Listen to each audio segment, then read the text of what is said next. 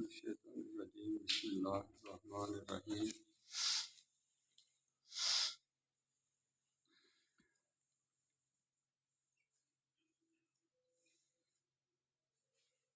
ਗੱਲ ਵਿੱਚੋਂ ਫੜ ਲਈਏ ਨਾ, ਸਮਝ 'ਚ ਨਹੀਂ ਆਉਂਦੀ ਜਿੰਨਾ ਚਿਰ ਗੱਲ ਦੇ ਅੱਗੇ ਪਿੱਛੇ ਦਾ ਪਤਾ ਨਾ ਹੋਵੇ। ਕੁਰਾਨ ਪਾਕ ਲੋਕ ਪੜ੍ਹਦੇ ਪੜ੍ਹਾਉਂਦੇ ਨੇ, ਸੁਣਦੇ ਸੁਣਾਉਂਦੇ ਨੇ, ਪਰ ਇਹ ਕੰਮ ਇੰਝ ਦਾ ਬਣ ਗਿਆ ਵੀ ਅਸੀਂ ਆਪਣੀ ਮਰਜ਼ੀ ਦਾ ਉਹ ਲੱਭਦੇ ਹਾਂ ਵਿੱਚੋਂ ਸਬਕ, ਅਤੇ ਉਹ ਹੀ ਆਮ ਤੌਰ 'ਤੇ ਨਾ ਸੁਣਾਇਆ ਜਾਂਦਾ ਹੈ। ਜਿਸ ਵੇਲੇ ਰੋਜ਼ੇ ਆਉਂਦੇ ਨੇ ਨਾ, ਉਸ ਵੇਲੇ ਆਇਤਾਂ ਜਿਹੜੀਆਂ ਰੋਜ਼ਿਆਂ ਦੇ ਬਾਰੇ ਨੇ, ਇਹ ਲੋਗੋ ਜਿਹੜੇ ਤੁਸੀਂ ਈਮਾਨ ਲਿਆਏ ਜੇ, ਕੁਤਿਬਾ ਅਲੈਕੁਮ ਸਿਯਾਮ, ਤੁਹਾਡੇ 'ਤੇ ਰੋਜ਼ੇ ਫਰਜ਼ ਕਰ ਦਿੱਤੇ ਗਏ ਨੇ, ਲਿਖ ਦਿੱਤੇ ਨੇ, ਪੱਕੇ ਕਰ ਦਿੱਤੇ ਨੇ, ਪਰ ਰੋਜ਼ੇ ਜ਼ਰੂਰ ਤੁਸੀਂ ਰੱਖਣੇ। ਅੱਗੇ ਫਿਰ ਉਹਦੀ ਤਫਸੀਲ ਦੱਸੀ ਜਾਂਦੀ ਹੈ।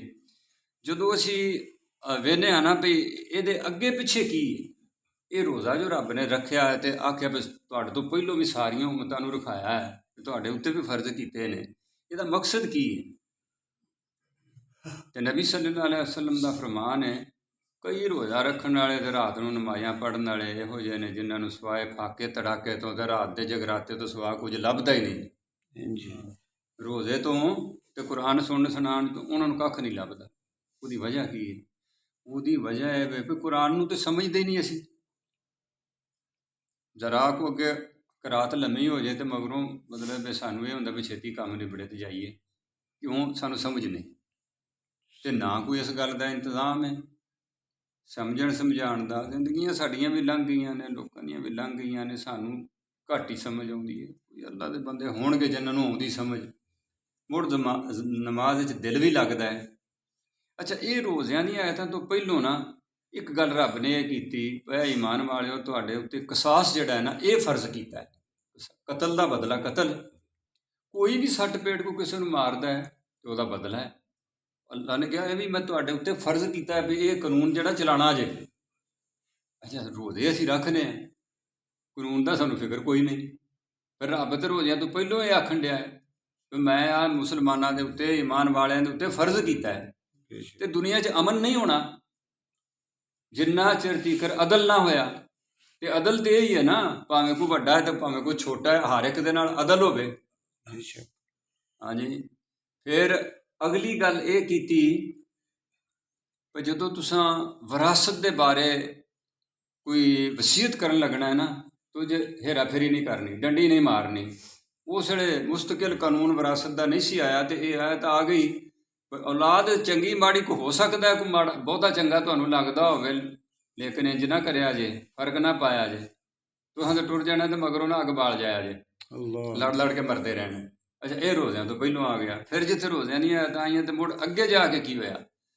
ਅੱਗੇ ਜਾ ਕੇ ਹੋਇਆ ਵੀ ਤੁਸੀਂ ਈਮਾਨ ਵਾਲਿਓ ਇੱਕ ਦੂਜੇ ਦੇ ਮਾਲ ਗਲਤ ਤਰੀਕੇ ਨਾਲ ਨਾ ਖਾਓ, ਬਾਤਲ ਤਰੀਕੇ ਨਾਲ ਨਾ ਖਾਓ, ਉਹ ਦਾ ਫਰਾਡ ਨਾ ਕਰੋ, ਕਾਰੋਬਾਰਾਂ ਦੇ ਵਿੱਚ ਦਿਆਨਤਦਾਰੀ ਨਾਲ ਕਾਰੋਬਾਰ ਕਰੋ। ਅਤੇ ਦੂਜੀ ਗੱਲ ਇਹ ਆਖੀ, ਉਹ ਚੱਟੀ ਨਾ ਦਿਓ ਲੋਕਾਂ ਨੂੰ, ਰਿਸ਼ਵਤਾਂ ਨਾ ਦਿਓ ਲੋਕਾਂ ਦਾ ਹੱਕ ਹਥਿਆਉਣ ਵਾਸਤੇ, ਵੀ ਅਫਸਰਾਂ ਨਾਲ ਸੂਤਰ ਲਾ ਕੇ ਅਤੇ ਇਹਦੀ ਜਾਇਦਾਦ ਖੋਹ ਲਈਏ, ਇਹਨੂੰ ਦਾ ਲਾ ਲਈਏ, ਇਹਦੇ ਮਾਰ ਕੇ ਬਹਿ ਜਾਈਏ। ਅਤੇ ਵਿੱਚ ਜਿਹੜੀਆਂ ਨੇ ਆਇਤਾਂ ਰੋਜ਼ਿਆਂ ਦੀਆਂ, ਹੁਣ ਇਹ ਰੋਜ਼ਿਆਂ ਦਾ ਵੀ ਸਾਨੂੰ ਫਾਇਦਾ ਤਾਂ ਹੀ ਹੋਣਾ ਹੈ ਜੇ ਅੱਗਾ ਪਿੱਛਾ ਸਾਰਾ ਵੇਖ ਕੇ ਉਹ ਆਂਦੇ ਨਾ ਬਈ ਊਠਾਂ ਵਾਲਿਆਂ ਨਾਲ ਯਾਰੀ ਲਾਣੀ ਹੋਵੇ ਨਾ, ਅਤੇ ਦਰਵਾਜ਼ੇ ਨੀਵੇਂ ਨਹੀਂ ਰੱਖੀ ਜਾਂਦੇ, ਦਰਵਾਜ਼ੇ ਉੱਚੇ ਰੱਖਣੇ ਮੈਨੂੰ ਨਾ, ਊਠ ਲੈ ਕੇ ਆਉਣਾ ਹੁੰਦਾ ਹੈ। ਅਤੇ ਰੋਜ਼ੇ ਆਉਂਦੇ ਨੇ ਨਾ, ਰੋਜ਼ੇ ਆਪਣੇ ਤਕਾਜ਼ੇ ਨਾਲ ਲੈ ਕੇ ਆਉਂਦੇ ਨੇ, ਲੈ ਬਾਈ ਤੁਹਾਡੇ ਰੋਜ਼ੇ ਤਦ ਮਨਜ਼ੂਰ ਹੋਣੇ ਨੇ ਜੇ ਪਿਛਾਂ ਵੀ ਧਿਆਨ ਮਾਰੋ। ਅਤੇ ਜਿੱਥੋਂ ਮੈਂ ਗੱਲ ਸ਼ੁਰੂ ਕੀਤੀ ਹੈ, ਇਹ ਨਿਜ਼ਾਮ-ਏ ਅਦਲ ਕਿਵੇਂ ਹੋਣਾ ਹੈ? ਨਿਜ਼ਾਮ-ਏ ਅਦਲ ਉਦੋਂ ਹੋਣਾ ਹੈ ਜਦੋਂ ਜਮਾਤ ਬਣੀ। ਅੱਲਾ ਦੇ ਨਬੀ ਸੱਲੱਲਾਹੁ ਅਲੈਹਿ ਵਸੱਲਮ ਨੇ ਫਰਮਾਇਆ, ਮੈਂ ਤੁਹਾਨੂੰ 5 ਗੱਲਾਂ ਦੱਸਣਾ ਵਾਂ ਜਿਹੜੀਆਂ ਮੇਰੇ ਰੱਬ ਨੇ ਮੈਨੂੰ ਦੱਸੀਆਂ ਨੇ ਅਤੇ ਉਹ ਲਾਜ਼ਮ ਕੀਤੀਆਂ ਨੇ। ਸਾਨੂੰ ਤਾਂ ਇਹੀ ਪਤਾ ਨਾ ਜੀ 5 ਅਰਕਾਨ ਨੇ ਨਮਾਜ਼ ਦੇ, ਕਲਮਾ, ਨਮਾਜ਼, ਰੋਜ਼ਾ, ਹਜ, ਜ਼ਕਾਤ। ਨਬੀ ਸੱਲੱਲਾਹੁ ਅਲੈਹਿ ਵਸੱਲਮ ਨੇ ਫਰਮਾਇਆ ਹੋਰ 5 ਨੇ, ਉਹ ਮੈਂ ਤੁਹਾਨੂੰ ਦੱਸਣਾ। ਜਮਾਤ, ਜਮਾਤ ਬਣ ਕੇ ਰਵੋ। ਅਤੇ ਜਮਾਤ ਦਾ ਮੁੜ ਅਮੀਰ ਹੁੰਦਾ ਹੈ, ਜਿਹਨੂੰ ਅਸੀਂ ਅੱਗੇ ਖਿਲਾਰਨੇ ਹਾਂ। ਇਮਾਮ ਦਾ ਮਾਨਾ ਹੀ ਲੀਡਰ ਹੁੰਦਾ ਹੈ, ਪਰ ਅਸੀਂ ਤਾਂ ਸਾਰਾ ਇਹ ਕੰਮ ਬਣਾਇਆ ਉਂਝੀ ਡਰਾਵੇਬਾਜ਼ੀ ਦਾ। ਉਹ ਸੱਚੀ ਮੁੱਚੀ ਦੀ ਤਾਂ ਜਮਾਤ ਤਾਂ ਹੈ ਜੇ ਕਿਸੇ ਨੂੰ ਕੋਈ ਡਰ ਭੌ ਹੋਵੇ। ਜਿਹੜੇ ਅਮਨ ਖਰਾਬ ਕਰਦੇ ਨੇ, ਜਿਹੜੇ ਨਾ ਇਨਸਾਫੀਆਂ ਕਰਦੇ ਨੇ, ਜਿਹੜੇ ਜ਼ੁਲਮ ਕਰਦੇ ਨੇ, ਜਮਾਤ ਦਾ ਤਾਂ ਹੁਕਮ ਇਸ ਤੋਂ ਦਿੱਤਾ ਹੈ ਇੰਜ ਕਰਕੇ ਉਂਗਲ ਕਿਸੇ ਨੂੰ ਲਾਓ ਤੇ ਕੱਖ ਵੀ ਨਹੀਂ ਹੋਣਾ, ਤੇ ਜੇ ਆਹ ਬਣ ਜੇ ਤੇ ਮੁੜ ਫਿਰ ਤੇ ਦੂਰ ਗੱਲ ਲੱਪੜ ਜਾਂਦੀ ਹੈ। ਜਮਾਤ ਇਸ ਵਾਸਤੇ ਵੀ ਜਮਾਤ ਵਿੱਚ ਤਾਕਤ ਹੈ। ਫਿਰ ਫਰਮਾਇਆ ਕਿ ਸਮਾਂ ਉਤਾਤ, ਜਮਾਤ ਐਵੇਂ ਜਾਲੀ ਨਾ ਬਣਾਇਆ ਜੇ, ਗੱਲ ਵੀ ਸੁਣਨੀ ਜੇ ਇਮਾਮ ਦੀ ਤੇ ਅਮਲ ਵੀ ਕਰਨਾ ਜੇ। ਬੇਸ਼ੱਕ। ਤੇ ਹਿਜਰਤ ਤੇ ਜਿਹਾਦ, ਉਹਤੇ ਜੇ ਅੱਲਾ ਦੇ ਰਾਹ 'ਚ ਕਰੇ ਜਾਣਾ ਵੀ ਪਵੇ, ਕੋਈ ਖੇਚਲ ਕਰਨੀ ਵੀ ਪਵੇ, ਤੇ ਪਿਛਾ ਜ਼ਮੀਨ ਨੂੰ ਨਾ ਚੰਬੜ ਕੇ ਬਹਿ ਜਾ ਜਗਾ ਆਪੜਿਆ ਜੇ ਜਿੱਥੇ ਰੱਬ ਤੁਹਾਡਾ ਆਵਾਜ਼ ਮਾਰਦਾ ਹੈ। ਅੱਲਾਹ। ਭਾਈ ਇੱਥੇ ਆ ਮਰਦੇ ਨੇ ਪਏ ਬੇਕਸ ਬੇਬਸ। ਆ ਰਿਸ਼ਵਤ ਦੀ ਗੱਲ ਹੋਈ ਹੈ ਨਾ, ਕਿਸੇ ਦਫ਼ਤਰ 'ਚ ਤੁਸੀਂ ਪੈਰ ਪੱਟ ਕੇ ਵੇਖ ਲਓ ਕਿਵੇਂ ਉਹਨਾਂ ਨੇ ਆਪਣੇ ਹਥਿਆਰ ਤੇਜ਼ ਕੀਤੇ ਨੇ ਲੋਕਾਂ ਦੀ ਖੱਲ ਲਾਹਣ ਵਾਸਤੇ। ਤੇ ਇਹ ਅਦਲ ਕਿਵੇਂ ਕਾਇਮ ਹੋਣਾ ਹੈ, ਤੇ ਇਹ ਜਿਹੜੇ ਜ਼ੁਲਮ ਤੇ ਜ਼ਬਰ ਦਾ ਨਿਜ਼ਾਮ ਇਹ ਕਿਵੇਂ ਖਤਮ ਹੋਣਾ ਹੈ।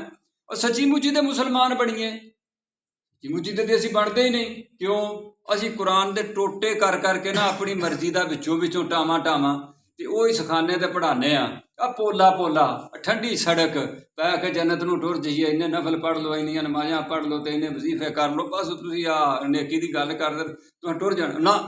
ਰੱਬ ਇਹ ਗੱਲ ਆਂਦਾ ਵੀ ਮੈਂ ਤੁਹਾਡਾ ਲੈਣਾ ਇਮਤਿਹਾਨ। ਵਲਾ ਨਬਲੁਵੰਨਕੁਮ ਬਿਸ਼ੈਇਨ ਮਿਨਲ ਖੌਫ, ਇਮਤਿਹਾਨ ਮੈਂ ਤੁਹਾਡਾ ਲੈਣਾ, ਡਰ ਖੌਫ ਦਾ ਵੀ ਪਰਚਾ ਹੋਣਾ ਜੇ, ਵੱਲ ਜੂਏ ਤੇ ਭੁੱਖ ਤਿਸ ਵੀ ਆਉਣੀ ਜੇ ਇਸ ਰਾਹ 'ਚ। ਅੱਲਾਹ। ਵਾ ਨਕਸਿਮ ਮਿਨਲ ਅਮਵਾਲ, ਜਾਨਾਂ ਦਾ ਵੀ ਖਤਰਾ ਹੋਣਾ ਜੇ। ਮਾਂ ਤਾਂ ਉੱਥੇ ਕੋਈ ਧੈਂ ਪਟੈਸ ਹੋ ਜਾਏ, ਕੋਈ ਅਸੀਂ ਕਿਸੇ ਵਾਸਤੇ ਜਾਈਏ ਸਾਨੂੰ ਫੜ ਕੇ ਹਵਾ ਲਾਟੇ ਦੇ। ਵਸਮਰਾਤ, ਤੇ ਖੇਤੀਆਂ ਦੇ ਘਾਟੇ ਦੇ ਨਾਲ ਫਲਾਂ ਦੇ, ਇਹ ਵੀ ਮੇਰਾ ਪਰਚਾ ਹੋਣਾ ਜੇ। ਤੁਸਾਂ ਨਿਕਲਣਾ ਨਹੀਂ, ਤੁਸਾਂ ਆਖਣਾ ਮਗਰੋਂ ਮੇਰਾ ਵਿਚਲ ਜਾਣਾ ਹੈ। ਰੱਬ ਆਵਾਜ਼ ਮਾਰਨੀ, ਅੱਲਾ ਦੇ ਰਸੂਲ ਸੱਲੱਲਾਹੁ ਅਲੈਹਿ ਵਸੱਲਮ ਦਾ ਤਕਾਜ਼ਾ ਹੋਣਾ ਵੀ ਇੱਥੇ ਆਓ। ਅੱਛਾ, ਵਬਸ਼ਿਰ ਸਾਬਰੀਨ, ਸਾਬਤ ਕਦਮ ਰਹਿਣ ਵਾਲੇ, ਡਟ ਜਾਣ ਵਾਲੇ ਜਿਹੜੇ, ਉਹਨਾਂ ਵਾਸਤੇ ਖੁਸ਼ਖਬਰੀ ਆ। ਜਿਹੜੇ ਚਿੱਤੂ ਨੇ ਨਾ, ਮੁਰਦੇ ਨੇ ਜਿਹੜੇ, ਉਹਨਾਂ ਵਾਸਤੇ ਕੋਈ ਨਹੀਂ ਖੁਸ਼ਖਬਰੀ।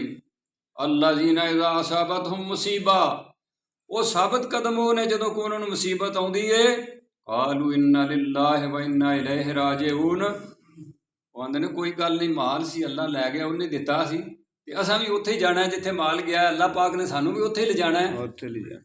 ਤੇ ਇਸ ਵਾਸਤੇ ਵੇ ਬਈ ਕੁਰਾਨ ਪਾਕ ਦੀ ਵਜ੍ਹਾ ਤੋਂ ਇਸ ਮਹੀਨੇ ਦੀ ਅਜ਼ਮਤ ਹੈ ਸਾਰੀ। ਬੇਸ਼ੱਕ। ਇਹ ਕੁਰਾਨ ਪਾਕ ਦਾ ਜਿਹੜਾ ਕਿ ਨਹੀਂ ਸਾਲਾਨਾ, ਜਿਵੇਂ ਤੁਸੀਂ ਸਮਝੋ ਵੀ ਜਸ਼ਨ ਹੈ, ਇਹਦੇ ਵਿੱਚ ਇੱਕ ਵਾਰੀ ਪੂਰੀ ਤਰ੍ਹਾਂ ਸਾਨੂੰ ਸਮਝ ਲੈਣਾ ਚਾਹੀਦਾ ਵੀ ਸਾਨੂੰ ਇਹ ਕੀ ਆਂਦਾ। ਸਾਨੂੰ ਠੇਕੇ ਤੇ ਨਹੀਂ ਦੇਣਾ ਚਾਹੀਦਾ ਕੁਰਾਨ ਪਾਕ।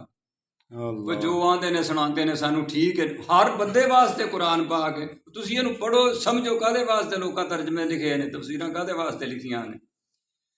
ਅੱਲਾਹ ਪਾਕ ਸਾਨੂੰ ਰੋਜ਼ੇ ਨਮਾਜ਼ਾਂ ਦੇ ਤਕਾਜ਼ੇ ਵੀ ਸਮਝਣ ਦੀ ਤੌਫੀਕ ਦੇਵੇ, ਅਮਲ ਦੀ ਵੀ ਤੌਫੀਕ ਦੇਵੇ। ਵਾ ਆਖਿਰ दावाना अनिल हम्दुलिल्लाहि रब्बिल आलमीन।